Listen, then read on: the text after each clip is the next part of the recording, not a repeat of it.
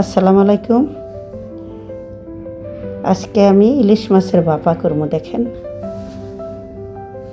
এখানে আমি দুইটা মাছ নিছি। দুইটা মাছ তো আর রান্না করব না, অল্প কিছুই রান্না করব। একটা হইল 1.5 কেজি ওজনের আর একটা হইল 1 কেজি ওজনের। দুইটা মাছ আমি একবারে এখন কাটব।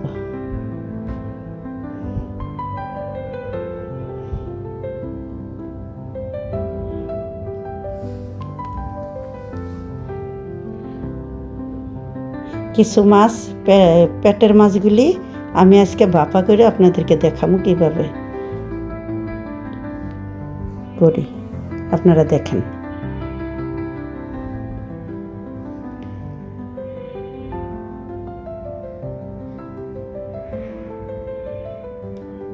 মাছটা এত বড় যে কাটতেই আমার সমস্যা হইতেছে, 2 হাত দিয়ে ধরতে পারি না।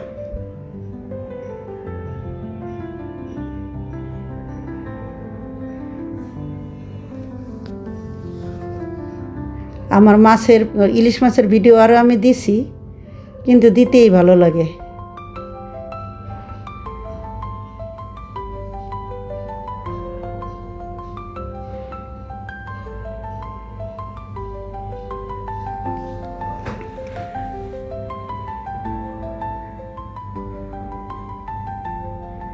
পদ্মার মাছ, বড় মাছ।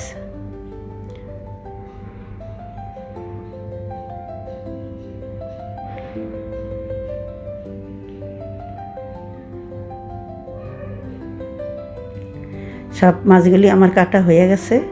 এখন শুধু আমি পেটের মাছগুলিই রান্না করব আজকে। দেখেন, এখানে সব আমি বাট্টা নিছি পাটায়।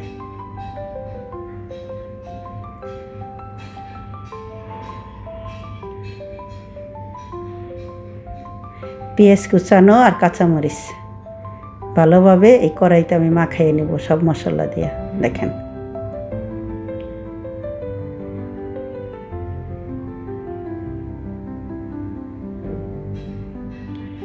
রসুন বাটা দিয়ে দিলাম 1 চামচ, সরষে বাটা দিলাম 2 চামচের মতন,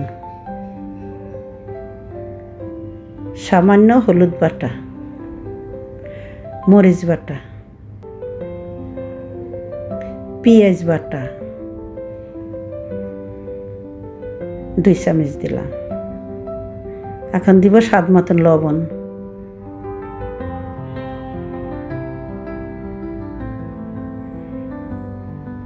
ইলিশ মাছের আমি কখনো পেটের মাছগুলি আমি রান্নাও বাজিয়ে খাই না, সব সময় কাঁচা রান্না করি।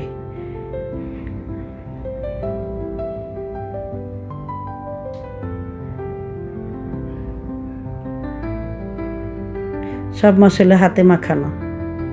দেখেন, এইটা তো বেশি নাড়াচাড়া দেওয়া যাবে না।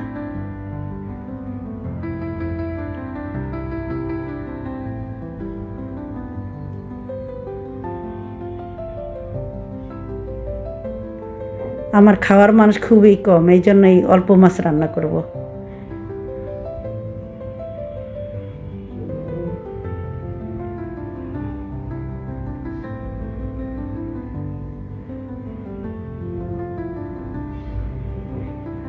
এখানে আরেকটু সরষের তেল আমি দিব।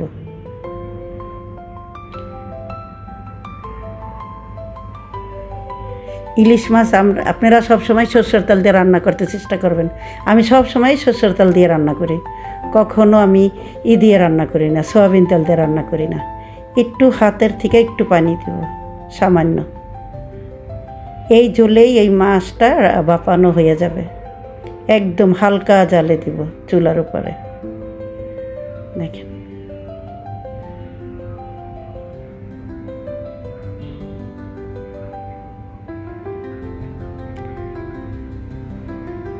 এইভাবে হাতে মাখানো মাছ আমার মা রান্না করতো সব সময়, তার কাছ থেকেই আমরা এগুলো শেখা।